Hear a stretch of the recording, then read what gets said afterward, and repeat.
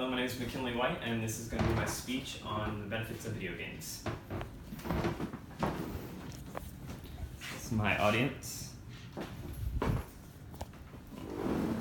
So we're going to get started. So we'll start off by saying, according to PBS, over 63% of households play video games for at least 3 hours a day. So video games are a huge part of people's lives, whether or not a lot of people want to admit it, if it's just their kids, friends, something like that. It permeates every aspect of everyone's life. It's out there. Although gaming was initially developed by the military, it does have a lot of social aspects. Today I'm going to demonstrate how anyone can benefit from games, both physically and mentally. Having played video games as far back as I can remember, I do have a unique perspective, and I do have a lot of experience with all types of genres, so I am able to see all the benefits that you can reap from those. So we're going to start with some of the misconceptions of video games. A lot of them are just a generational bias. You'll see your grandparents or somebody just kind of thinks that you're wasting your time playing a video game, there's no benefit to it, but that's just untrue. I am going to demonstrate how they can have a benefit on your learning and social interactions. And then I'm going to show some of the physical benefits that you actually have in your brain from video games. So I'm going to start with some of the misunderstandings that non-gamers have. One of the most commonly heard fallacies is that video games cause violence. However, according to MIT professor Henry Jenkins, juvenile crimes are actually down over 30 years, while video games increase every aspect in everyone's life. So if crimes are decreasing, it's clearly not affecting violence. Some people also say that video games desensitize people, but that's also not true. There have been studies done on humans and apes that show on the most basic level they're able to distinguish what's actually play fighting and aggressive. Some people will also say that games prevent people from going out, being social. People just kind of stay at home, they don't do anything. But that's also untrue. The MMORPG genre, by its very name, kind of disproves that. Massively multiplayer online role-playing game. These are games where people get together with others and play socially. Most of the time, without some type of social circle, you wouldn't even be able to play these games. There are also third-party apps for video games that encourage socializing. The best one that I can think of, for example, would be called Discord.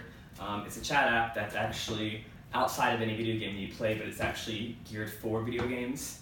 So you can kind of meet up with your friends, decide when you're going to get on. Some people also meet up outside of Discord.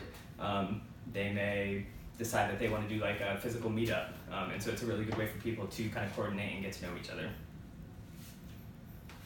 And so this all kind of disproves some of the negative views that people have in video games, but I want to talk about some of the positives that video games can have.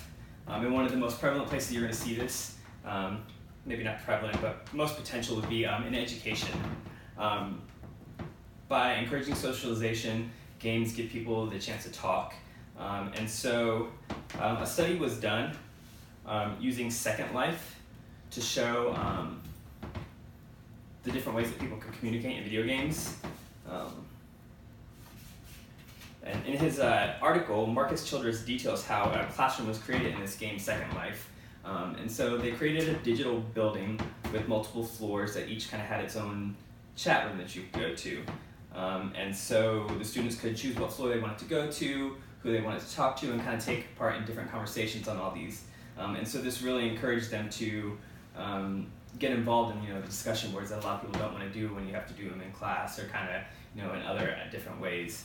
It was kind of a way for people to kind of let go and have their own persona. And so it really encouraged socializing there as well. And then the most definitive evidence, at least scientifically, that games can be positive on people is the effects, the physical changes on people's brains from video games.